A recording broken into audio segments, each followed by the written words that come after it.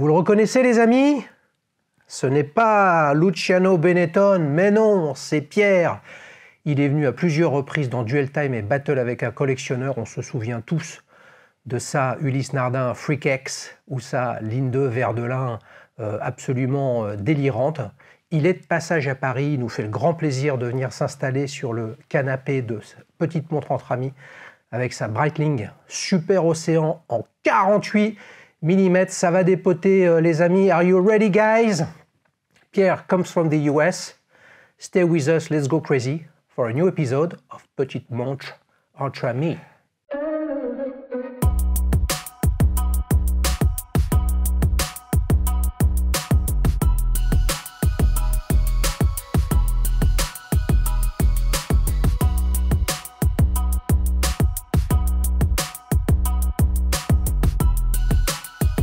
Salut Pierre, ça va? Eh ben, très bien, merci Xavier de me recevoir. Ok, how is it doing today? Eh ben, plutôt nuageux, mais ça ok, va. Bon, il veut pas faire l'épisode comme d'habitude en anglais, c'est pas grave, on va le faire en français exceptionnellement, donc pardonnez-moi pour le piètre vocabulaire. Bon, trêve de plaisanterie, t'es en forme? Je suis très en forme, je suis très chaud. Eh ouais, il caille, hein. Alors, hein, il est chaud, mais il caille dehors, les amis. Et d'où il vient, mais on vous le dira pas, il fait globalement plutôt chaud. Plutôt chaud. Plutôt chaud. Bon, alors, t'es chaud avec ta Breitling, là? Ah, bah absolument, tu veux la voir? Exactement, je veux la voir, je veux l'essayer. 48 mm, les amis.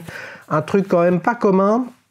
Tu pardonneras le bracelet. Fais voir. Mais tu devrais pouvoir la porter. Qu'est-ce que c'est que ce bracelet C'est un bracelet fait main que j'avais pour ma Panerai et qui a une fixation velcro, donc ça devrait fonctionner sur ton poignet et surtout très confortable pour une montre d'un gabarit assez imposant quand même. Ouais, la Panerai de gaucher? Panerai 569, oui. Et oui, que vous pouvez retrouver, les amis, sur la plateforme avec un avis. Pierre a déposé pas mal d'avis sur ces différentes montres. On va se régaler. Je vais essayer d'essayer. Je suis sûr de pouvoir l'essayer parce que bracelet velcro, donc ça passe forcément. Les amis, moi je viens avec la petite dernière que j'ai chinée il y a quelques jours seulement, une Omega Genève bracelet intégré.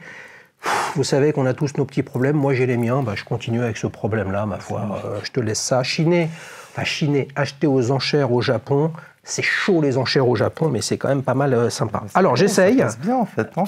Ça te va ou pas? Bah oui, je me va. Mais attends, mais t'as un poignet de poulet? Non, pas spécialement. Bah si, t'as un plus petit poignet que moi. Peut-être. Waouh. Ah oui, j'arrive quand même à la mettre. Ça c'est haut. Si avec ça on ne te reconnaît pas quand tu arrives dans les boutiques, hein, les amis, même Mike Horn, il n'a pas des montres aussi grosses que ça. Hein. 48. Mais c'est une de tes toutes dernières. Ouais, tout à fait. Et il va tout nous raconter, les amis. Alors, tu l'as acheté quand? Pour quelle raison? Qu'est-ce qui t'a pris? Alors... Attends, mais elle est de quelle couleur? Elle est verte.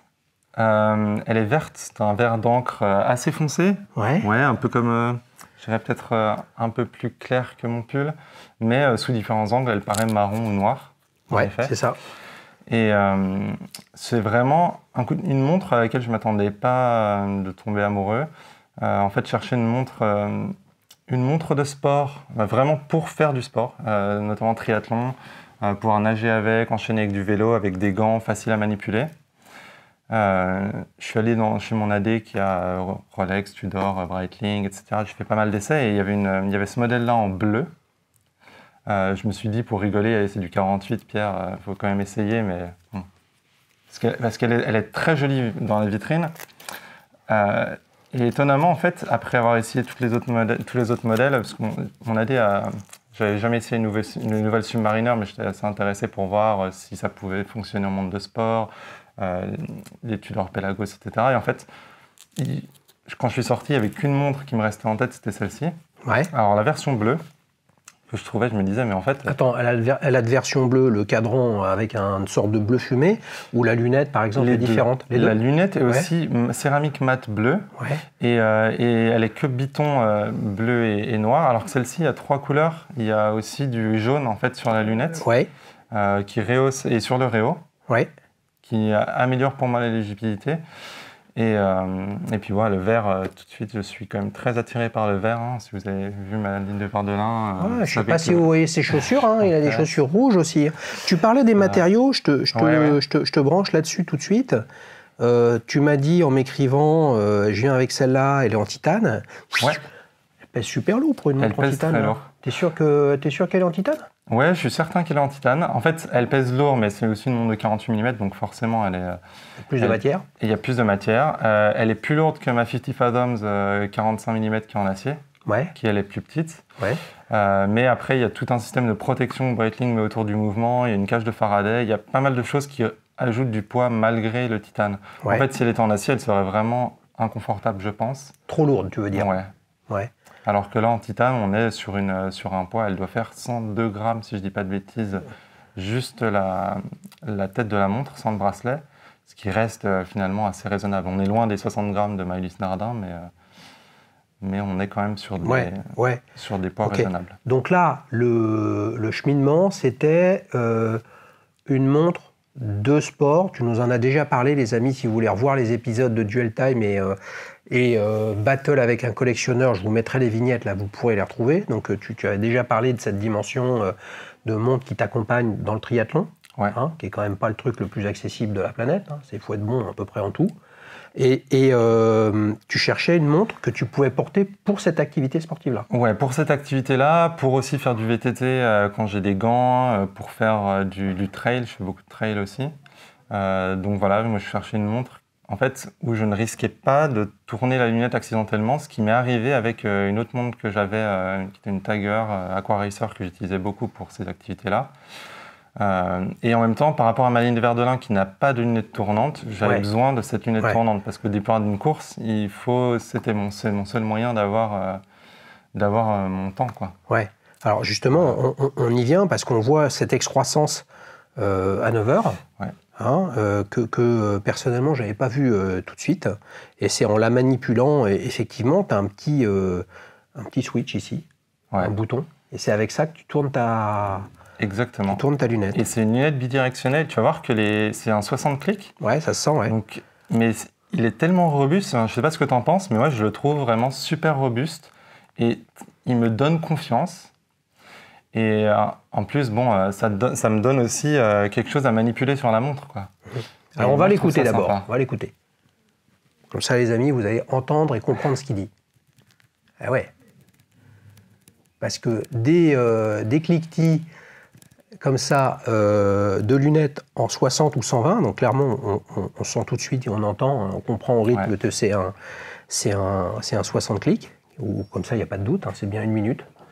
Et effectivement, la sensation de robustesse et d'efficacité sur le sujet est vraiment bien. Et ce qu'on remarque aussi, c'est que quand on repousse ici le poussoir, là, on n'a pas une lunette qui bougeote un peu. Là, ça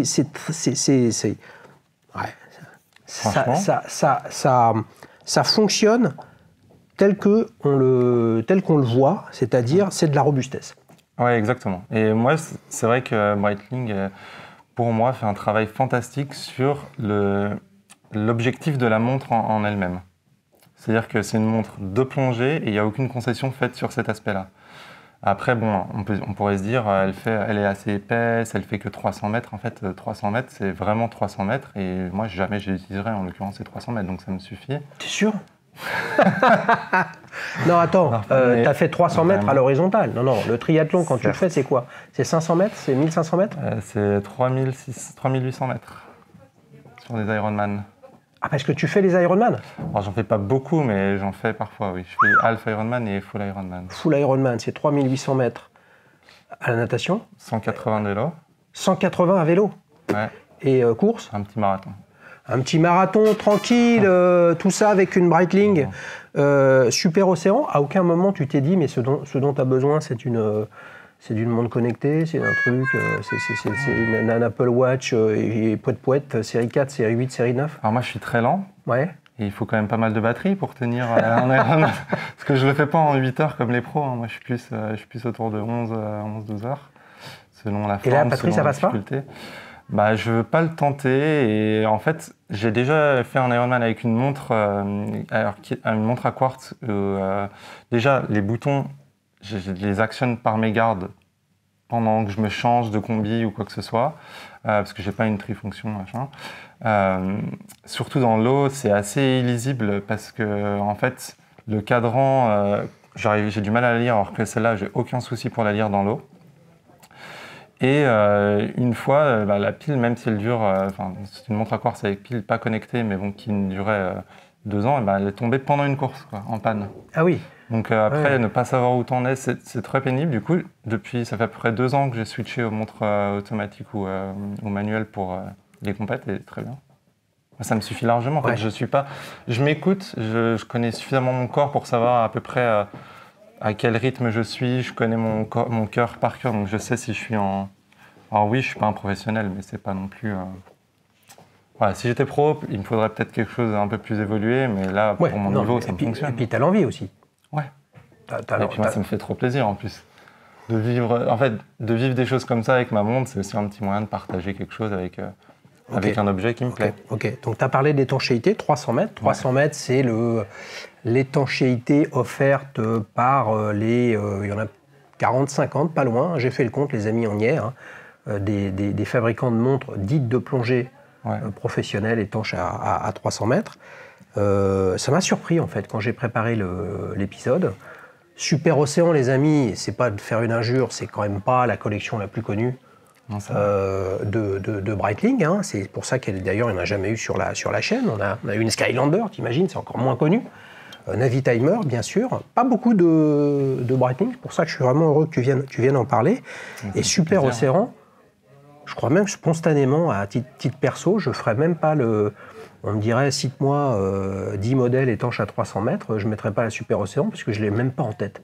Tu vois, qu'est-ce qui explique que d'après toi, que c'est, en tout cas pour moi, mais je peux me tromper, pas dans le cercle des modèles quand même, je ne parle même pas de notoriété instantanée comme une Submariner, tu vois, ou une Seamaster 300. Mais comment t'expliques ça? Ouais, mais si tu parles de Breitling, on voit principalement quand même aviation. Ouais. Et c'est à la création de Breitling, les instruments de pilotage, c'était quand même vraiment leur cœur de métier.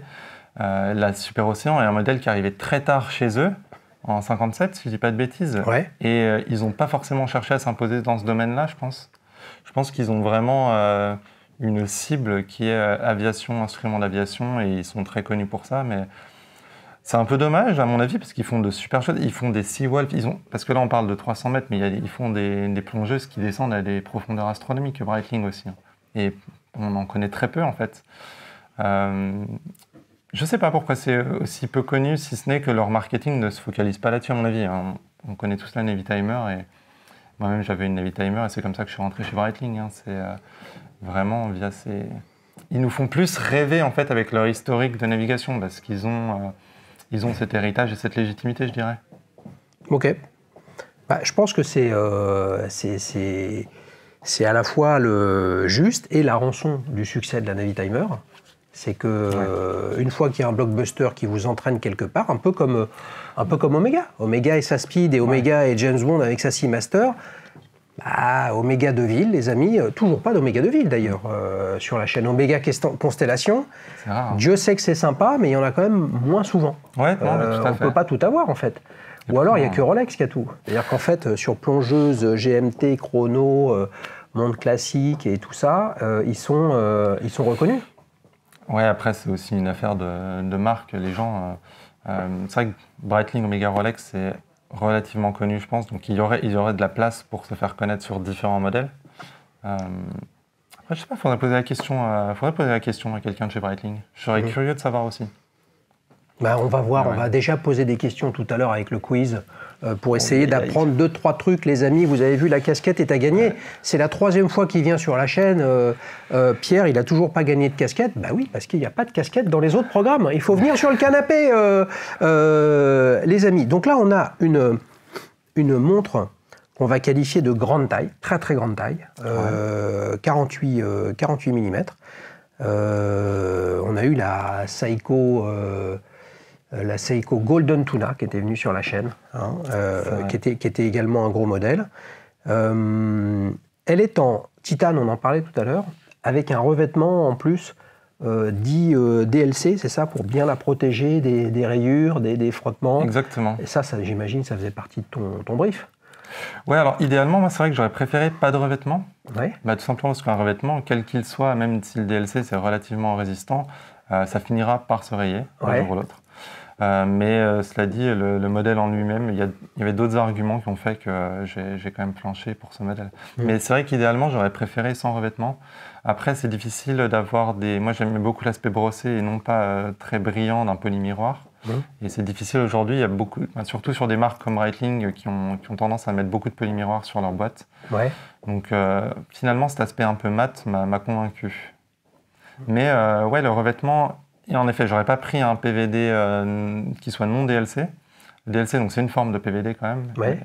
Mais j'aurais pas pris en effet si ça avait été un PVD non DLC, je pense. DLC, c'est Diamond Like Carbon, c'est ouais, ça. C'est ça. Okay. Donc Diamond, j'imagine, pour sa caractéristique de dureté, ouais, le carbone, de résistance. Ça reste. Le diamant, c'est une forme de différent agencement de molécules de carbone. Ouais, mais tout à l'heure, tu parlais de céramique. La lunette, elle, n'est pas en titane DLC, elle est en céramique? Non, l'insert de lunette est en céramique. L'insert de lunette. L'insert, en fait. Okay. Ouais. Tout le reste, en fait, c'est vraiment ce que tu vois là où il y a les chiffres. Oui, bien sûr. Mais le reste autour est en titane DLC. Ok. Là, comme il a l'air pointu, je regarde et je vérifie quand même. Non, en fait, surtout, je lui pose la question. Céramique, c'est plus léger que le titane? C'est un peu similaire? Non, c'est un peu plus lourd que le titane, mais plus léger que l'acier. Par contre, c'est très résistant à tout ce qui est rayures. Ouais. Ça peut se casser dans des rares cas. Et en fait, toutes les céramiques ne sont pas égales.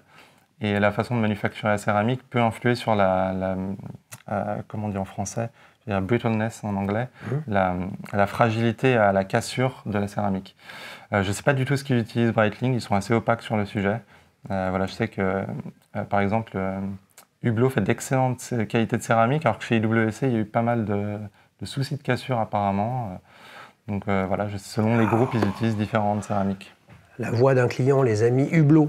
Eh oui, Hublot, l'une des marques, si ce n'est la marque la plus innovante en termes de matériaux depuis bien longtemps, les amis. 40 000 montres vendues par an, donc un petit peu de respect quand même. J'aime bien faire des sorties chez Hublot. C'est une marque qui se fait bâcher, alors que, honnêtement, tout le monde est en train de faire des montres type Hublot extravagantes, de grosse taille, machin, etc. Franchement, je ne sais pas ce qu'ont les gens contre Hublot. Qu'est-ce que tu en penses, Hublot, toi? Moi, je pense que, en fait, nos montres, si elles nous font plaisir, moi, je m'en moque que ce soit une Hublot de 55 mm, une diesel de 55 mm ou une vintage Excelsior Park de 32 mm. Pour moi, c'est la même chose. C'est complètement inutile d'un point de vue humain, et en même temps, si ça nous fait rêver et que c'est fantastique au poignet, mais on se fasse plaisir. Évidemment, je suis d'accord avec lui, ça vous n'allez pas en douter, mais celle-là, tu l'as quand même achetée pour son utilité. C'est vrai. Tu vois? Exactement. Avec cette petite, c'est pas une molette, hein, c'est un indicateur on/off, c'est pour le réveil. Je sais pas comment ça s'appelle ça. Tu vois? T'as envie de jouer avec un peu ou pas? Je joue souvent avec. J'aime bien, mais j'aime beaucoup cet aspect tactile sur les montres. Par exemple, ma 50 Fathom, j'adore la lunette en saphir bombé. Ouais. Et je joue beaucoup avec parce que j'aime bien passer mon doigt dessus. Je la trouve, c'est très agréable. Ouais. On a tous nos petits. Mais en tout cas, on voit. Alors moi, je le sais plus que vous, les amis, si vous n'avez pas vu les différents épisodes avec Pierre, mais t'as quand même pas mal dans. Si je pense à forcément la Panerai, la ligne de Verdelin, celle-ci et la Ulysse Nardin, il y a un vrai sujet de matériaux. Ouais, c'est vrai. Il y a un vrai sujet de matériaux. Et deux, on va dire que Pierre, il ose. Une Freakex, faut oser. Ça, faut oser. Parce que quand bien même tu l'as prise en te disant, tiens, je pourrais l'utiliser quand je fais du triathlon. Le propre du triathlon, c'est que t'en fais combien par an? Si t'en fais 2 par an, c'est le bout du monde. Moi, j'en fais même pas 2 par an. Voilà. Alors, par contre, tu t'entraînes beaucoup. Oui, voilà. Mais est-ce que tu ne l'apportes que pour les compètes et ou l'entraînement? Donc ça peut être fréquent, ou alors tu la portes aussi tous les jours. La preuve, tu l'as au poignet. En fait, le problème de cette montre, c'est que je me suis mis à l'adorer et que je la porte au quotidien. Et elle paraît grosse, elle se glisse quand même sous les chemises, je la mets au travail, elle est super lisible. En fait, elle a presque remplacé ma Speed en montre de tous les jours, quoi. C'est parce qu'il a une Speed aussi, les amis. Aïe, qu'est-ce qui se passe? Il va falloir essayer de le recadrer. Là, je ne sais pas ce qu'il va nous raconter tout à l'heure dans la séquence ta prochaine montre, mais je sens que ça va être rocambolesque. Qu'est-ce qu'il y a comme calibre là-dedans? Tu sais, ils sont pas très bavards, Breitling, sur leur site là-dessus. Non, ils devraient. Alors, c'est un calibre, ce qu'ils appellent, je crois que c'est le B17. C'est un calibre ETA 28-24-2 qu'ils ont retravaillé. Alors, Breitling, il faut savoir qu'ils ont tendance à être assez discrets sur le fait, oui, on emboîte des mouvements ETA. Sauf qu'en fait, alors, jusque dans les années 2015, je crois, à partir du moment où ETA a commencé à envoyer ses mouvements, ils n'avaient plus le droit de les envoyer par pièces détachées, mais avant, ils reprenaient chaque pièce à la main, ils modifiaient, ils ajoutaient même leur propre ressort et leur propre balancier. C'est assez dingue, et ils ne le disaient pas, ils l'appelaient quand même ETA quelque chose, alors qu'elles sont tous certifiées chronomètres maintenant. Alors maintenant que ETA n'a plus le droit de livrer par pièce détachée, je crois, donc je ne sais pas exactement ce qui change, et en effet, ils sont assez opaques. Mais elles sont toutes certifiées chronomètre. Et finalement, c'est un calibre qui est très robuste et qui teste même pour les chocs, même s'il n'y a pas un pont de balancier complet, et c'est qu'un demi-pont de balancier, ce qui me faisait un peu peur au début. Et testé pour les chocs. Alors, le seul inconvénient de ce calibre, je dirais que c'est la réserve de marche. Combien? Principalement, on est à 42 heures, quelque chose comme ça.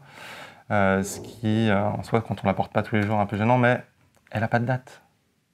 Tu remarqueras que toutes les montres que je t'ai présentées n'ont pas de date Flying Lever-de-Lin. Et moi, c'est un gros critère d'achat pour moi, parce que ça me permet de facilement changer sans quantième. Comme ça, j'ai juste à la remonter et à la mettre à l'heure sans me préoccuper de... Je dois revenir en arrière, être entre 6h et 9h pour la... Bref. Ça, c'est le problème des grosses collections, ou en tout cas quand on a beaucoup. Effectivement, si tu n'as pas de date rapide, puis c'est emmerdant de toute façon de régler la date. Il faut mettre quand même les aiguilles, éviter de les mettre entre 10h10 et midi, tu vois, donc ça c'est pas pratique non plus. Mais bon, on va pas se plaindre parce que c'est quand même sympa de remonter sa montre. Oui, et de la exactement. Mais quand tu as juste à la remonter, c'est super. Donc comme ça, pas de date, pas de problème. Pas de date, pas de problème, mais tu pourras aller plus loin, pas d'aiguille. Pas d'aiguille, pas d'heure, pas de problème, quoi. C'est tout. Ça, c'est fantastique. Moi, je pensais que comme calibre là-dedans, mais d'un autre côté, je me trompe peut-être. Elle date de quelle année? Alors celle-là, elle a gagné le GPHG en 2020. Donc elle a dû sortir autour de 2020. Le Grand Prix d'horlogerie de Genève. Elle a été présentée à cette occasion, et surtout ce modèle-là avec cette couleur, qui est l'édition limitée aux boutiques, qui a gagné, je pense, grâce à son système. C'était un peu une surprise qu'elle gagne. Et moi, je l'ai achetée cette année, mais elle n'a pas dû être produite en très grande quantité. Alors, tu l'as mis à l'envers, là, je pense. Tu avais la couronne... Non. Ah non, je t'ai rien dit, ok. Bon, c'est pas grave, on peut lire l'heure à l'envers. Voilà. Mais ils l'ont discontinué, donc. Ils l'ont arrêté cette année avec la nouvelle collection de Super Océan qu'ils ont sorti. Et moi, justement, il y avait cette nouvelle collection quand je suis allé les essayer. Et j'ai quand même flashé sur l'ancien modèle, quoi. Et la nouvelle collection, mais alors attends, nouvelle collection que tu as essayée, elle avait aussi ce système de blocage-déblocage de la lunette? À partir du modèle 46, je crois. Et donc il y avait à peu près tout pour me plaire, pas de date non plus et tout, mais je sais pas. Alors, les nouvelles aiguilles, le nouveau design est un peu différent parce qu'il fait appel à une référence qu'ils avaient faite justement en 57. Mais je sais pas, celle-là, mais vraiment, ça a été le coup de cœur complètement inattendu où je me suis dit, mais c'est complètement déraisonnable d'acheter une montre aussi grosse. Mais finalement, j'y suis retourné 3 fois à cette boutique quand même, et chaque fois, c'est cette grosse montre qui me faisait appel. Je me suis dit, il n'y a pas, il faut... J'essayais de lutter. En fait, le cerveau essayait de lutter contre le cœur, et c'est pas possible. À un moment ou à un autre, il faut écouter son cœur, les amis, et se faire plaisir. Mais je comprends mieux maintenant, parce que quand je lisais des infos sur sur les Super Océan qu'il y a actuellement sur le site de Breitling, et puis celle-ci, je me suis dit, mais il y a un truc que je ne comprends pas. Il parle d'une lunette unidirectionnelle pour une montre de plongée à 300 mètres, c'est quand même sacrément surprenant. Eh bien, figure-toi que sur le site de Breitling, peut-être n'ai-je pas été assez attentif. J'ai pas vu clairement, parce que en fait, cette montre-là, ok, sa taille, son truc, son machin, mais je veux dire, son fait d'armes, c'est ce système-là. Ouais, exactement. Et ils n'en parlent pas. Tu as raison, ils ne le mettent pas assez en avant. Et je pense que sur les photos officielles, c'est même difficile de le voir. Ils auraient dû demander à Brad Pitt. Et là, Brad Pitt, on le reconnaît encore plus que Luciano Benetton. Hein. C'est vrai. Hein. T'es d'accord hein? Bah oui, bien sûr. Ok, donc on a quand même aussi avec, ça c'est le propre de ces 48 et puis de cette nécessité de robustesse. Tu dis qu'il y a une cage de Faraday, donc c'est un élément additionnel qui vient aussi impacter l'épaisseur quand même de cette montre. Ouais, très certainement. Hein? Mais qui finalement, vu qu'elle a un diamètre très imposant, donc c'est assez équilibré en fait. Elle ne paraît pas si énorme que ça quand on la porte au poignet, je trouve. Bah, c'est vrai que parfois il y a des montres qui sont significativement plus petites en diamètre et qui sont aussi épaisses que celle-ci. Hein. Ouais. Celle-là, ça choque pas, quoi. Mais j'ai arrêté de me poser la question en fait des specs, des spécifications sur le papier parce que dans la collection j'ai du 35 jusqu'au 48 et je les porte toutes, je peux les porter toutes au quotidien. Pour moi, ça veut pas dire grand-chose. Passer au poignet, ça change complètement et en fait, on est capable, les marques sont capables d'avoir un design qui fait que ça se passe plus ou moins bien au poignet, quelles que soient les spécifications. En fait. Ouais. Revenons au bracelet. Donc ça, au départ, c'était pour la Panerai. Ouais. Ouais, mais tu l'as raboté. Et ben non, en fait, mais c'est juste qu'il passait sur. Alors, je sais que c'est pas même pas la même distance d'entrecorne. Ouais. Parce que c'est un 26 normalement, et là, elle fait 24. Mais il passait. Il passait, toi ça t'allait bien. Et moi ça m'allait bien. Alors c'est pas forcément parfait, mais bon. Ouais. Sinon ça vient avec des bracelets en caoutchouc. Caoutchouc qui est super bien de chez Breitling. J'ai aussi quelques aftermarket caoutchouc sur lesquels je les mets dès que je fais des compétitions ou du sport un peu intensément. Et vraiment super agréable parce que le seul problème c'est les micro-ajustements qui n'ont pas sur le bracelet de base. Il faudrait que j'achète un bracelet spécifique pour avoir les ajustements. Alors que là, avec le velcro, tu l'as. Tu peux vraiment la mettre nickel. Ouais. Le velcro, là, le brin ici, à 6 heures, il est suffisamment long pour que tu mettes par-dessus ta combi de nage. Ouais, tout à fait. Mais souvent, je la porte, en fait, ma combi s'arrête un tout petit peu avant le poignet.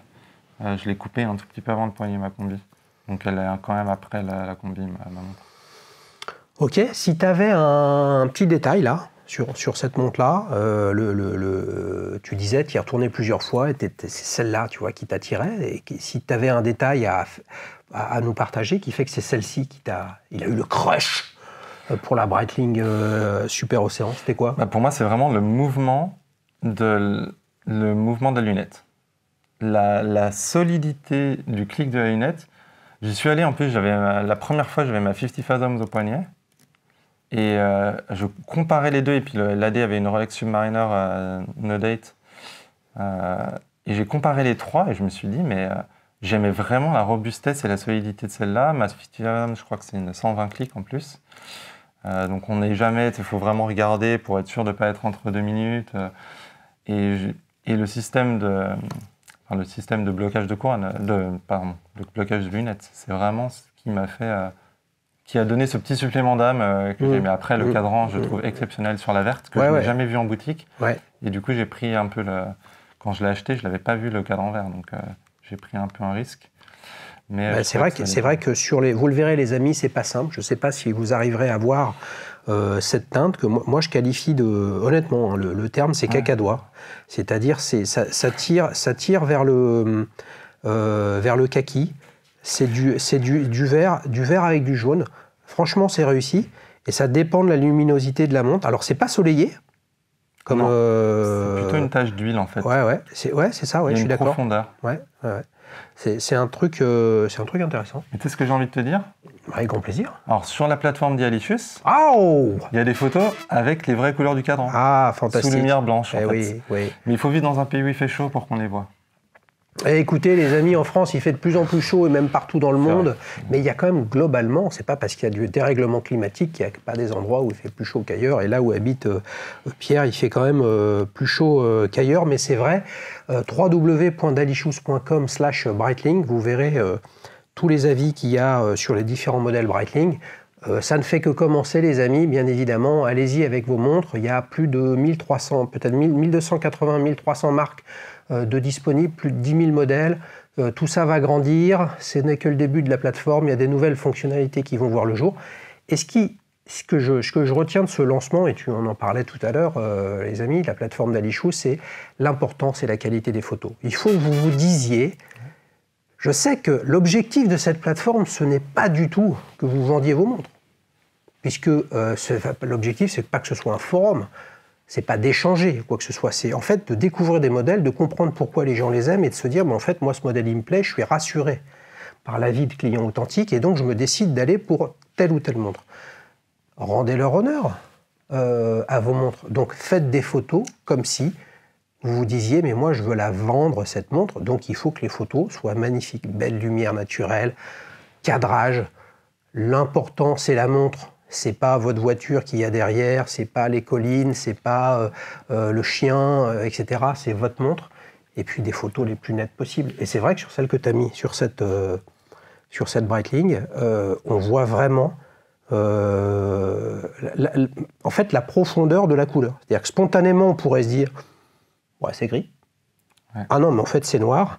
Ah non, mais en fait, c'est très subtil. Là où un cadre ensoleillé, c'est vrai que c'est impactant tout de suite, mais c'est pas forcément subtil. Et en fait, il est dégradé aussi, il est fumé, ce cadran. C'est-à-dire que l'extérieur est légèrement plus sombre que le centre. Ouais, ça se joue à pas grand-chose. Ouais, ça se joue à pas grand-chose. Alors c'est moins accentué prononcé qu'un Moser, mais il y a plus de profondeur qu'un Moser. Ouais, je suis d'accord. Mais c'est accentué aussi probablement par la forme des index qui sont en trapèze et non pas en bâton. Qui fait que ça fait plonger à l'intérieur. Il y a un beau logo Breitling en applique, avec une applique très fine. Hein. C'est en applique, mais c'est pas trop important. Je serais tenté de dire que c'est assez sobre. Ouais, je suis assez d'accord. Je trouve que finalement, en fait, ils ont réussi à maintenir un certain niveau d'exigence sur l'aspect visuel et la qualité de la pièce pour ne pas dénaturer l'esprit Breitling, tout en la rendant utilitaire.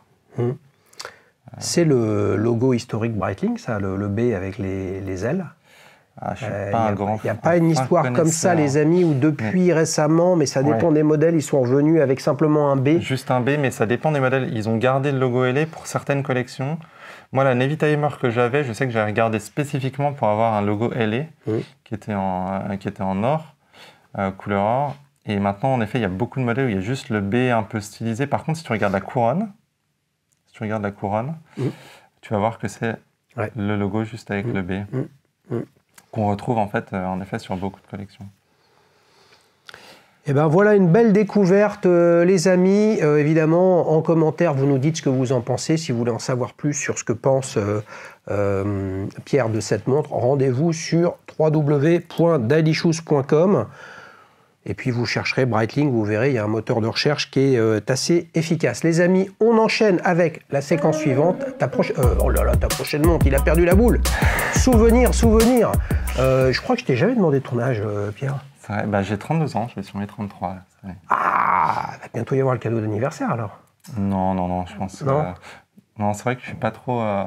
Pas trop anniversaire. Non. Il préfère les moisiversaires, les amis. Je sais, c'est complètement bidon, mais c'est l'anniversaire tous les mois. C'est beau. Est-ce que tu te souviens comment tu es venu à l'horlogerie ? Ouais, alors je peux te parler de ma première montre qui m'a pas du tout fait rentrer dans l'horlogerie, mais qui m'a un peu marqué. Ouais. C'était c'est mon parrain qui m'a offert une montre DDP pour mon entrée en 6e. DDP ? Ouais, DDP, une marque de fringues. Ouais. Mais ce qui est marrant, c'est que l'aiguille des secondes, en fait, c'était un disque transparent avec un papillon qui indiquait les secondes. Et du coup, en fait, on voyait pas l'aiguille. C'était un papillon qui volait sur le cadran. Ah, tu as trouvé ça magique. Et j'ai trouvé ça super. Et c'est pour ça que depuis, je suis fasciné par les créations de Van Cleef & Arpels, qui font plein de choses poétiques. Et je pense que c'est en partie grâce à ça, parce que ça m'a vraiment marqué.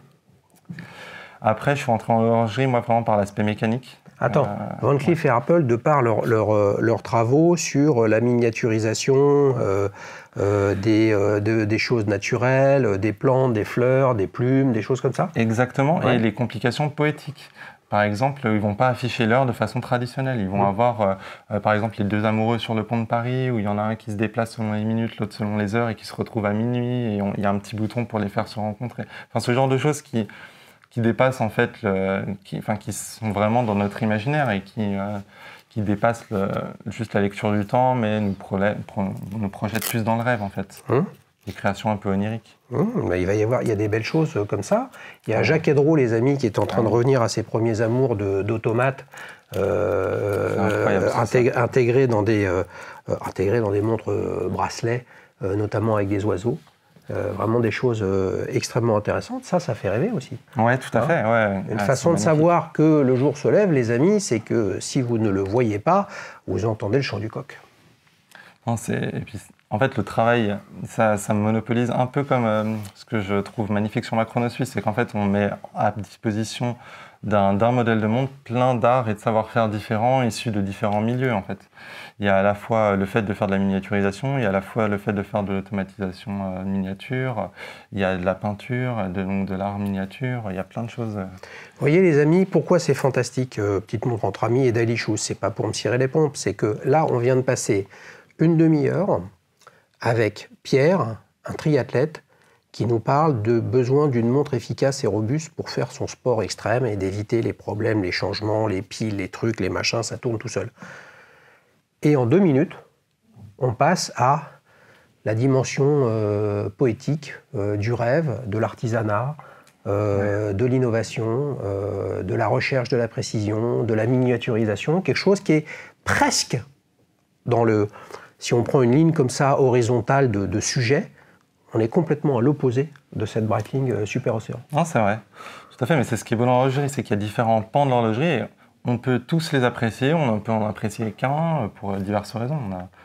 Je pense qu'on a tous une raison d'apprécier l'horlogerie qui peut être liée à son histoire personnelle. Bien sûr. Ben là, pour le coup, il y a beaucoup de marques de luxe qui ne sont pas issues de l'horlogerie. Tu as parlé de Van Cleef, Marples, il y a Dior. Dior a une collection. Alors, c'est vraiment pas donné, mais où tout le travail est dans le cadran, la masse oscillante côté cadran qui tourne, avec des décorations absolument... des grands balles. Exactement, absolument fabuleuses. Et là, on est dans un autre domaine où il faut apprécier l'artisanat, et là, on n'est pas dans la complication horlogère. Ouais, et on n'est pas non plus dans la complication horlogère sur celle-là. Non. Donc le spectre est large. Tu l'as amené ta première montre avec le papillon? Non. Aïe, il l'a pas amené. Et je t'ai amené, mais je pense qu'elle est chez mes parents, il faudrait que je la retrouve. Je t'ai amené par contre... Une de tes autres premières montres? En fait, la première montre que moi je me suis achetée avec mon vrai argent. Ah. Et qui m'a fait vraiment plonger dans l'horlogerie. Ah, je suis impatient. Là, je ferme les yeux, tu me fais deviner, c'est quoi le sujet? Je ferme les yeux. Alors le sujet, c'est que je triche un peu, c'est que c'est pas la montre en question. La montre en question, je l'ai revendue pour acheter celle-là, qui était celle qui m'intéressait, mais que j'avais pas pu acheter à l'époque. Ah, mais c'est le même modèle. Alors comment je peux deviner là? Fais-moi deviner. Je te dis, moi je suis resté bloqué dans les années 1950 en vintage. C'est du vintage. Ouais. Je suis resté bloqué dans les 1950 et si je te dis exploration, si je te dis... je pense que tu as un doute. Je pense que Exploration? Ouais. Exploration pour énerver tout le monde ou... Non, exploration antarctique, exploration... Smith? Non, mais dans le style. Donc pas Rolex? Non. Lip? Non plus, mais ça aurait pu. Allez, dernière marque. Attends. La boîte n'est pas appropriée de toute façon. C'est pas cette marque. C'est une Omega? Non. Il me montre une boîte Omega et il faut que je devine. Alors normalement, au bruit... Ah non, attends, il faut que j'enlève ça. Au bruit, on peut rien deviner. Il y a que Louis de Funès qui arrive à découvrir des trucs comme ça. Attends, ça, je mets ça là. Non, je la garde parce qu'il faut que je suive le temps. Ok. Tu vois, moi aussi, je suis con, j'ai pas mis le système, purée. Parce qu'elle est pas là. Mais si, elle est alors. Alors attends, non, je sais pas du tout. Attends, est-ce que tu as mis un avis sur la plateforme déjà? Oui, j'ai mis un avis sur la plateforme. Alors attendez, je liste.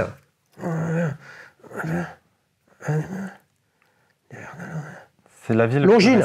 Longines. Yes, exactement. Longines Conquest. Exactement. Ah, j'en étais sûr.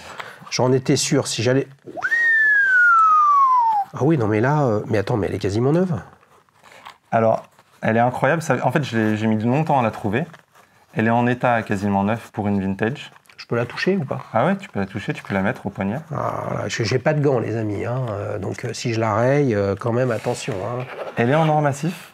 Ouais. Et moi, la raison, le détail que je préfère sur cette montre, il va falloir que tu l'enlèves du NATO, mais c'est le caseback, le fond de boîte. Le fond de boîte qui me fait rêver.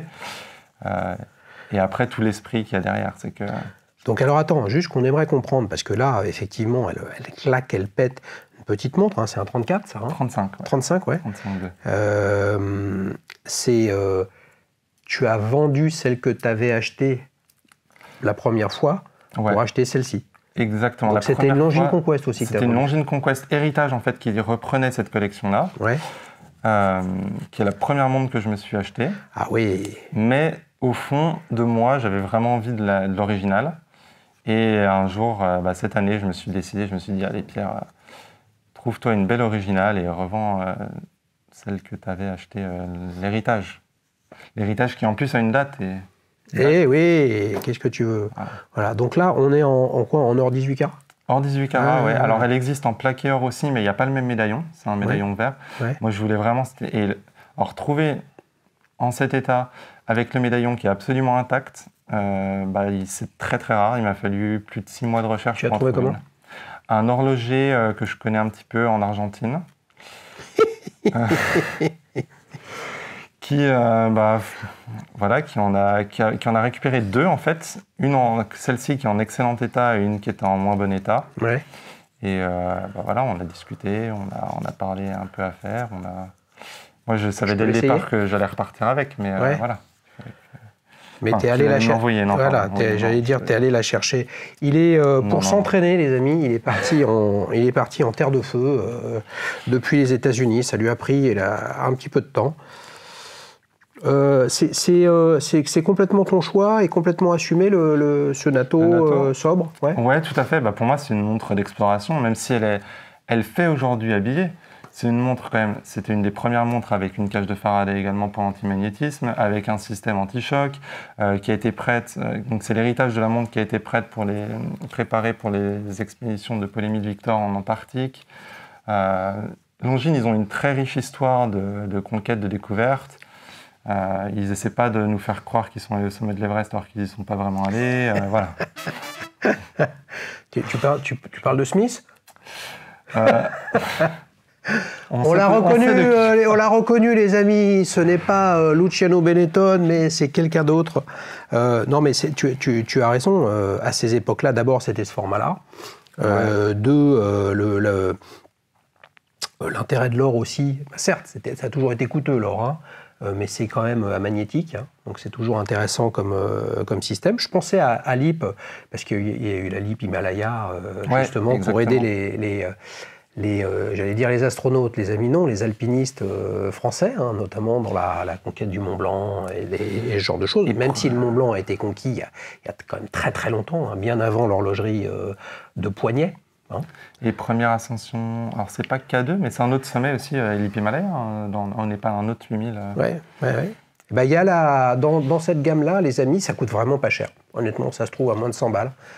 Si on cherche un peu et qu'on se fatigue, les amis, c'est pas juste cadeau comme ça. Il y a la LIP LG Loy. Okay. Tu vois ce que c'est? Non. C'est une LIP qui intègre un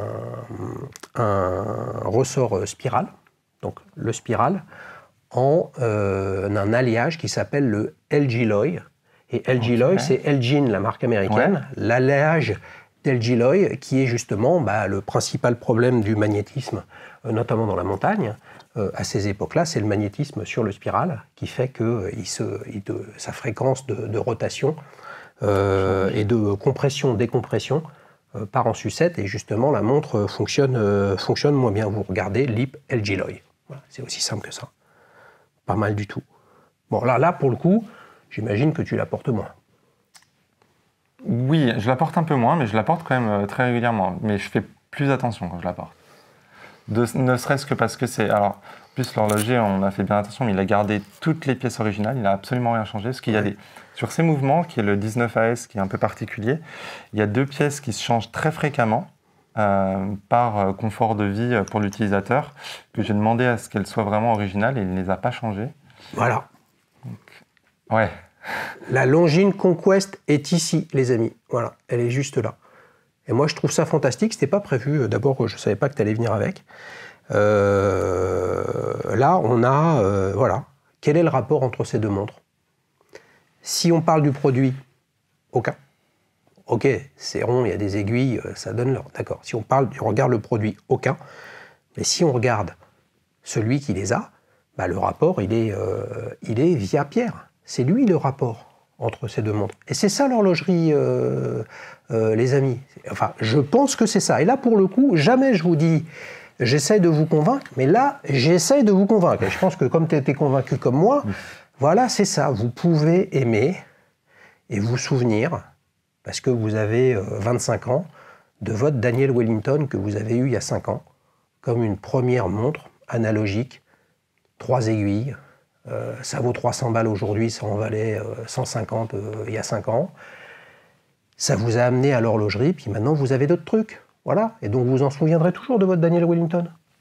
Hein? Bien sûr. Je repars avec laquelle, moi? Parce que... ah non, bah t'as la mienne, t'as là. Bon, ok, d'accord. On verra tout à l'heure comment on va s'arranger avec Pierre. Les amis, on enchaîne pour le célèbre quiz. Alors tiens, je te rends la longine. Bon, je vais la mettre là-dedans. Avec la boîte Omega, et si ça ne t'ennuie pas, je continue toujours avec la Breitling, les amis. Je suis content qu'elle te plaise quand même. Ouais, elle me plaît. Honnêtement, je sais pas, sais pas si elle me plaît, mais en tout cas, je suis ravi de la découvrir. Parce qu'il y a vraiment des choses intéressantes. Et puis surtout, quand il y a des surprises comme ça, spontanément, on ne le voit pas. Et en faisant les photos, je me suis dit, mais qu'est-ce que c'est que cette excroissance avec 2 matières différentes? Et en fait, il y avait un petit interrupteur. Alors, je me regarde derrière moi, il y a la casquette qui est là. Alors, est-ce que tu es prêt pour 3 questions? Alors, je sais pas, parce que Breitling, c'est compliqué quand même. Hein. Ouais, mais vous avez bien compris, les amis, que... Pierre n'était pas un lapin de 6 semaines, hein, c'est-à-dire un perdreau. Si vous ne savez pas dans les 2 cas ce que veulent dire ces expressions, tant pis pour vous. Alors, en quelle année a été lancé le premier modèle Super Océan? Alors, le problème, c'est qu'il a déjà répondu à cette question. Donc, je vais quand même lui soulever, lui donner les dates, et donc je vais la transformer en une autre question. Non, je déconne, on n'a pas le droit de faire ça, on n'a pas le droit. Réponse A, 1953, réponse B, 1957, réponse C, 1964. Je pense que c'est la réponse B. Réponse B, 1957, bonne réponse. Mais rendez-vous compte, 1957 quand même. 1957, c'est 3 ans après la Submariner. C'est la même année que la trilogie Omega et donc l'Omega Seamaster 300. 4 ans. Ah non, 57. Oui, mais 53, ah oui, tu veux dire. Et le gars qui a dessiné la sub, il plongeait avec le gars qui testait la sub. Oui, ce que je voulais dire, pour revenir à ce qu'on disait tout à l'heure, c'est que c'est quand même paradoxal que cette Super Océan n'ait pas plus percé que ça. Je n'arrive toujours pas à me l'expliquer. Alors pour le coup, quand ils l'ont lancé, il y avait 2 modèles. T'as suivi ça ou pas? Tout à fait. Oh là là, il mérite vraiment son premier point alors. Voire même 1,5 point si tu me dis. Il y avait un chronographe. Ouais. Et il y avait un modèle sans date. 3 aiguilles. Les 2 modèles ressemblent énormément au héritage Super Océan qui existe dans la collection. Ouais, actuel. Ouais. Et qui ressemble beaucoup aux Super Capsules d'ailleurs, avec une lunette légèrement bombée vers l'intérieur. Ouais, tout à fait. Tout à fait. Et à l'époque, les amis, la 3 aiguilles était avec un calibre Felsa. Felsa, c'est un des fabricants de calibres de l'époque fin 19e, début 20e, qui très vite est rentré dans on va dire la holding ou le consortium ébauche, au même titre que Fontaine-Melon et d'autres, et Vénus. Vénus qui intégrait, qui était le calibre de cette Super Océan chronographe, Vénus étant en fait la base des Valjoux 77X puis 7750. Grande et belle histoire de calibre, Navitimer, le chronographe étant un calibre Valjoux. Tu mènes un 0 ? C'est pas mal, hein. Largement tu mènes un 0. Je me sens mieux, au moins je peux. Il a même marqué un demi-but, les amis, alors je ne sais pas comment on appelle ça. Il a mis un touchdown à 0 plus une transformation, ce qui fait 7 points. 7 points, 5 plus 2. Bientôt la finale du Super Bowl. 5 plus 1. C'est 6 plus 1 ou 6 plus 2 si on fait une deuxième passe. Ah oui. Alors, deuxième question. T'es prêt? Ok. Voilà. Alors, ta Breitling est équipée d'un traitement DLC renforçant la résistance aux rayures. Là, je suis super content de lui poser cette question, mais vous ne pouvez pas savoir pourquoi, mais vous saurez après. Cherchez l'erreur parmi ces 3 échelles de dureté. Là, je vais lui donner 3 échelles de dureté de matériaux. L'une n'en est pas. L'échelle Knop, peut-être Knoop, K-N-2-O-P. L'échelle Shore, S-H-O-R-E. Il parle mieux anglais que moi, donc je peux lui dire. Et réponse C, l'échelle Kickers. Ouais, je suis très embêté. Alors, Shore, je sais que c'en est une. Parce que si toi, tu sais pas ce que c'est l'échelle Shore, alors là, franchement, personne ne sait rien. Mais alors là, j'ai un... Knoop, K-N-2-O-P. Ou alors, réponse A, Shore, réponse B, réponse C, Kickers. Kickers. Je suis capable de sortir des trucs à la con. Hein. Ah bah oui. Eh oui, attendez, c'est un habitué. Hein. T'essaies de me roubardiser. Kickers, j'y crois pas trop, mais Knoop, ça me dit rien, c'est bizarre. Parce que, en dureté, nous, on fait beaucoup de hardwell, et du coup, ça... Oh. Bon, je vais tenter la réponse C. Réponse C, Kickers ? Ouais. T'es sûr ? C'est-à-dire que c'est la mauvaise réponse, c'en est pas une. Alors, si tu me dis la réponse C, je te dis si c'est bon ou pas. Ok, mais la question, c'est La question, c'est, je te donne 3 échelles, l'une n'en est pas. Bah, je vais te dire réponse C. Réponse C, Kickers, bonne réponse, les amis. Je suis sûr que vous êtes nombreux à le savoir, parce que une échelle de dureté, en fait, la plus connue, celle qui est utilisée pour les matériaux et celle qui est utilisée par les marques horlogères, c'est Vickers. Ouais. Alors que Kickers, c'est les pompes pour les gamins, où vous savez, pour pas se tromper entre la chaussure gauche et la chaussure droite, il y a un petit dot de couleur dessous. T'as eu ça quand tu étais petit ? Non. Voilà.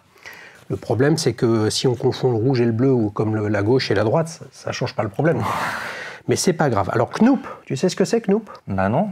L'échelle Knoop, c'est la dureté du verre et des vitraux céramiques. Ah, okay. Et là, je me dis, bah attends, ce serait intéressant quand même qu'on ait des indices aussi de dureté d'un verre saphir. Bah ouais. Tu vois, ce serait intéressant. Bah, j'ai jamais vu aucune communication là-dessus. Alors que sur le Vickers, clairement. Ouais. Réponse B, l'échelle Shore. Ça, tu dois savoir, puisque c'est la dureté des élastomères. C'est comme ça qu'on teste la résistance, les rayures, les trucs, etc. Et je trouve ça pas inintéressant, justement, pour un modèle comme le tien, qui vient avec un bracelet en caoutchouc. Parce que le caoutchouc, d'abord, il n'est pas en caoutchouc, il est en caoutchouc synthétique. Oui, tout à fait. Alors, ça a plein de caractéristiques. Il y en a des mieux que d'autres. Il y a ceux de Rolex, par exemple, tu as des inserts en métal à l'intérieur qui gardent leur forme. Et puis on en voit, les amis, plein de fois, je vois des gens qui se plaignent de leur bracelet en caoutchouc qu'ils ont acheté 3,50 € sur Alibaba ou Etsy. Bah oui, c'est des daubes, donc forcément, dès que vous mettez la main dessus ou un ongle, ça se raye. Il faudrait demander l'indice ou l'échelle Shore avant de les acheter pour savoir si ça se raye ou pas. Pas mal, hein ? En effet. Eh oui. Alors maintenant, on va tester quand même s'il est capable de transformer son touchdown. Le DLC, c'est combien de Vickers ? J'en ai aucune idée. 3000. J'en ai aucune idée. 3000. 3000 Vickers. Et le diamant, la seule matière non chimique, non retravaillée, qui ne serait qu'avec elle-même. Combien de Vickers ? Non, j'en ai aucune idée. Ouais. Putain, il n'y connaît rien, purée, c'est top. C'est que du flan. Hein. 10 060 Vickers, tu te rends compte 3 fois plus. Ouais. Voilà, donc moi, là, les amis, je suis à 3000 Vickers. Donc je suis quand même à 3 fois en dessous de la dureté du diamant. Tu es à une bonne réponse de la casquette, les amis. Et oui, c'est pas parce qu'on est déjà venu 2 fois sur la chaîne et que là c'est la 3e que la casquette elle repart tout de suite. Faut pas déconner non plus. Hein. Alors là, je me régale aussi. Début 2023, Breitling annonce un nouveau partenariat dans le même sport que tu dors. Lequel ? Réponse A, le golf. Réponse B, le cyclisme. Réponse C, le rugby. Et figure-toi que j'en ai absolument aucune idée, parce que je ne suis pas du tout ce qui est ambassadeur partenariat. Comme ça, moi je dirais cyclisme, mais en vrai, j'en sais rien. Rugby, ça me dit rien pour Breitling. Non, je vais dire cyclisme. Je vais dire cyclisme. Par déduction ou en partie par déduction, en partie par hasard? En partie, non, mais en fait, j'avais vu un... je crois que c'est Fabian Cancellara qui s'est allié avec une marque de montre. Alors, je sais pas du tout si c'est Breitling, Tudor ou quoi que ce soit. Tu touches ta bille dans le vélo, toi, t'en fais. Et non, moi, je suis un... Déjà, je suis lent, je fais dans mon coin et je suis pas un pro. Hein. J'ai un VTT, je loue mes vélos pour des compètes parce que je n'en ai pas acheté. Ok, tu restes sur le cyclisme, réponse B? Je suis un amateur, ouais, je reste sur le cyclisme. Bonne réponse, les amis, il est bon, les amis. Je ne sais pas si en plus d'être le sosie de Luciano Benetton, il est comédien, mais en tout cas, oui, c'est le cyclisme. Breitling a annoncé qu'il sponsorisait l'équipe Q36.5, Q36.5. Pour l'instant, c'est une équipe qui est en 3e division et qui a comme objectif d'être sur le World Tour en 2026. Et effectivement, Tudor a créé, en tout cas, est sponsor d'une équipe. Là, la différence, c'est que l'équipe s'appelle Tudor. Ok. Ouais. Et effectivement, elle est dirigée par Fabian Cancellara, grand vainqueur des classiques ardennaises notamment, alors que l'équipe en question, Q36.5, elle, est conseillée par Vincenzo Nibali, qui a gagné le Tour de France, le Tour d'Italie et le Tour d'Espagne. Donc c'est pas tout à fait le même niveau de partenariat, et là-dessus, Breitling revendique une longue histoire de chronométrie, notamment du Tour de France, et puis du sponsoring à différents endroits dans le vélo. Les amis, petite punchline pour le fun, espérons-leur quand même plus de succès que Festina, avec l'équipe Festina quand même, qui était un peu la tâche, même si il y a eu quand même de belles émotions avec tout le dopage dans le cyclisme. Et les amis, qu'est-ce qui se passe là? T'as gagné 3-0? Eh oui, il a gagné 3-0! Fantastique, tonnerre d'applaudissements. Voilà la belle casquette au soleil américain de ta région. Tu pourras te protéger du soleil. Tu seras reconnu partout avec le produit le plus rare. Ton AD local va être extrêmement jaloux. Voilà, la baseball cap pour Pierre. On se régale, les amis. On enchaîne pour la dernière séquence de ta prochaine montre. Alors là, c'est quand même assez récent. Tu as quand même pas mal de montres. Est-ce que tu en as encore dans le sac là, pour la suite ou tu as pris un petit coup de mou là? Alors, j'ai rien de prévu tout de suite, mais malheureusement, je suis une cible très facile. Je suis la proie innocente qui boit son eau au milieu de la savane. Quoi. Ouais. Donc, non, il y a plein de choses dans le viseur, mais il n'y a pas de timeline. En tout cas, pas de jalon spécialement. Allez, tu as droit à 2. Ok. 2 dans le viseur. Bon, moi, mon problème, c'est que j'aime à la fois le vintage et le neuf. Oui. Donc, je dirais, en vintage, une Excelsior, une Galet Commander avec un mouvement Excelsior par 42. Comment je vais trouver ça purée pour illustrer ce que tu dis? Tu as des photos de ça ou pas? Je pourrais t'en envoyer, mais en fait, c'est un mouvement qui est particulier parce que c'est le premier mouvement chronographe en tonneau. L'Excelsior par 42, qui ensuite a été refait en Excelsior par 4, qu'on retrouve un peu plus communément. Et elle n'a pas été relancée, la marque? Si, elle a été relancée, mais avec des calibres un peu particuliers, je ne sais pas trop ce que ça donne. Qu'est-ce qu'il y avait comme calibre? C'est qui faisait ces calibres à l'époque? Excelsior Park faisait le calibre pour Galet. D'accord. En fait. Et c'est du petit modèle, c'est du 32 mm, mais c'est superbe. Voilà, et en parallèle, je cherche aussi un... Quand tu chines ça, ce type de vintage, là, tu regardes où? En fait, j'ai tendance à taper le nom du modèle très précis et de voir les sites sur lesquels ça m'envoie. Mais j'ai pas de vraie référence de données sur le vintage facilement, quoi. Donc un peu tout ce qu'Internet peut me proposer, parce que c'est pas facilement trouvable sur les grands sites. Là, tu es sur quelque chose qui est quand même loin d'être mainstream. C'est-à-dire et à la fois le fabricant du calibre et la marque. Ouais, tout à fait. Après, Galet, c'est assez connu quand même. Il y a beaucoup de collectionneurs qui ont du Galet. Mais... Ouais. Les amis, si vous avez du Galet, c'est le moment de venir en parler sur la chaîne, parce que pour le coup, même de nom, moi, ça ne me dit rien. Ah, c'est superbe, c'est vraiment... moi, encore une fois, je suis resté bloqué dans les années 40-50, et on est années 40, et c'est superbe. C'est une montre un peu typée officier à Seconde Guerre mondiale, avec un chronographe manuel. Ok, donc ça, c'est la partie vintage. Ouais, et sur le neuf, alors? Sur le neuf, il y a plein de choses qui me font envie. Moi, j'aimerais bien soit une phase de lune, soit une GMT, mais il n'y en a aucune qui me plaît vraiment. J'avais essayé Arnold & Son, leur phase de lune, mais ça n'a pas matché du tout sur le poignet. Ouais. Du coup, je ne sais pas trop. Par contre, il y a une montre qui m'a vraiment tapé dans l'œil, mais qui va faire rager beaucoup de gens, je pense, et qui est très difficile à trouver. C'est une collaboration entre Hublot et Sorail, la protection des rhinocéros en Afrique et en Inde. Ouais. Le premier modèle qu'ils ont sorti, qui est absolument magnifique, une Hublot Sorail, une Hublot Big Bang Unico en céramique beige, qui a un logo de rhinocéros du coup sur les petites secondes, et on voit le mouvement au travers, comme sur beaucoup d'Unico, au travers du cadran. Qui se porte à merveille. Alors, je n'ai jamais pu l'essayer. Je pense qu'elle est complètement sold out. Et c'est très difficile à trouver et c'est à des prix exorbitants. Et tu as essayé une Unico déjà ? Ouais. Et ça te va bien ? Moi, j'adore les bracelets intégrés en caoutchouc parce que c'est très, très confortable et ça se porte super bien, en fait. Le mouvement retour en vol, qui, en plus, a la roue à colonne visible, le côté cadran, ils ont inversé le mouvement. Enfin, c'est super sympa, la façon dont ils ont présenté le truc. Et Sorail, en plus, c'est une bonne coûte. Alors, ce qui est dommage, c'est qu'elle est vendue. Donc maintenant, si je devais la trouver, mes profits ne partiraient pas pour cette association. Ce qui est un petit peu un moins. Mais elle est magnifique. Et ils en ont ressorti une toute nouvelle en début d'année, la 2023, avec des couleurs différentes et un nouveau mouvement Unico 2, qui est un peu amélioré. Donc voilà, mais bon, je pense que j'aurais beaucoup de mal à trouver. Et surtout à des prix astronomiques. C'est quoi le prix neuf, c'est quoi ? C'est 23 000. 23 000, ouais. 23 000. Est-ce que c'est pas ce qui génère un petit peu de défiance vis-à-vis de Hublot ? C'est-à-dire que c'est pas simplement le look, le style et qui les porte. J'y crois pas à ce que je dis, mais je soulève le débat.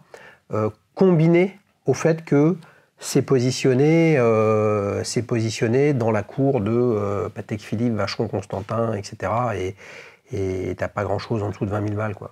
Alors, d'un côté, il y a une vraie recherche sur les matériaux. Il y a le moyen d'expliquer ce prix élevé, par exemple, des montres avec ce type de céramique et des mouvements manufacture chronographe retour en vol sur d'autres manufactures qui sont dans ces prix-là. Mais moi, je trouve que le problème de l'image du Hublot, c'est qu'en fait, le prix est une feature de la marque. C'est-à-dire que beaucoup de gens achètent une Hublot parce que c'est cher et du coup, ils vont être reconnus pour ça. Moi, c'est quelque chose qui ne m'intéresse pas. Et donc, en fait, j'ai l'impression de payer pour une feature qui ne m'intéresse pas, en fait. Mais bon, voilà, il se trouve que ce modèle m'a vraiment tapé dans l'œil. Oui, mais il n'y a pas que le marché de l'horlogerie qui est comme ça. Les amis, tous les marchés sont ainsi faits. Si vous voulez être sur le haut de gamme, parce que vous pensez l'être, ou vous avez envie de l'être, à un moment ou à un autre, le juge de paix, c'est le prix. C'est-à-dire quelque chose de haut de gamme au prix du bas de gamme, c'est difficilement explicable que ça puisse être haut de gamme. Ça ne veut pas dire qu'il n'y a pas des choses fantastiques pas chères, mais en fait, ça dépend où passe l'argent. Donc toi, tu serais prêt en fait, à payer cher en te disant, et en ayant, je pense, je l'espère en tout cas, la certitude et la garantie qu'il y a une partie significative du prix de la montre qui va à l'association de protection des rhinocéros.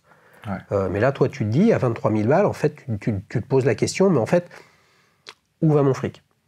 Oui, exactement.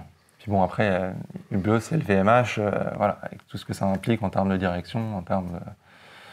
Oui, mais bon, LVMH, c'est un grand groupe de luxe, le numéro 1 mondial, c'est une entreprise cotée, et à un moment ou à un autre, il faut ça réponde à l'enjeu capitalistique qui est une entreprise cotée en bourse, et donc forcément, le niveau des marges, la prédictabilité des profits à venir, et donc de fait, une façon de tirer ton profit à la hausse, c'est quand même d'augmenter les prix.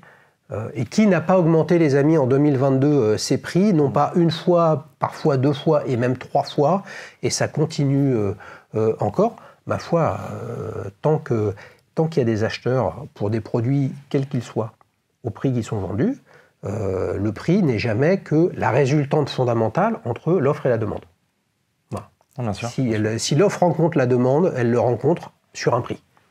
Voilà. À un moment ou à un autre, la transaction, elle se fait là-dessus. Oui, exactement. Et bon, à voir. En plus, le problème de ces choses-là, c'est qu'il y a de l'offre. Enfin, il y a de la demande, pardon, et justement, pas assez d'offres, elles sont limitées en plus. Donc, ouais, je pense que malheureusement, ça ne se fera pas pour tout de suite, quoi. J'aurais envie de rajouter, les amis, et là, ça n'a rien à voir avec Hublot, mais personnellement, je ne suis pas un grand amateur des séries limitées, ou alors il s'avère que les séries limitées que j'ai pu voir, ou ne serait-ce qu'essayer, en fait, étaient limitées à un domaine, une personnalité, un aventurier, je ne sais quoi, mais quelque chose qui ne me parlait pas, donc ça ne me parlait pas. Mais franchement, trop de séries limitées, ça va tuer le système, sachant qu'on voit bien qu'il y a quand même, il y a les séries limitées, puis il y a les séries numérotées à l'infini, entre guillemets, et ça quand même, ça pose un problème. Ouais. Et bon, d'un autre côté, moi j'accepte personnellement que de toute façon, quelle que soit la montre que j'achète, à partir du moment où je l'ai achetée, elle va perdre de la valeur. Et c'est vrai que ça me protège de trop réfléchir au prix des choses ou quoi que ce soit, mais plutôt de me focusser sur le bonheur, sur l'émotion, sur ce qu'on en pense. Et on a bien compris avec Pierre, les amis, qu'entre cette Breitling Super Océan en 48 et puis la Longines Conquest en 35 en or, il y avait deux mondes qui ne se parlaient pas. Eh bien si, ça se parle dans le cœur de Pierre, et c'est ça toute la beauté de l'horlogerie. Pierre, merci beaucoup. C'est moi qui te remercie aussi de m'avoir invité. You can come back anytime you want. Okay, wonderful guys. I told you this episode was in English. Merci beaucoup à tous. See you next time for a new episode of Petite Montre entre amis.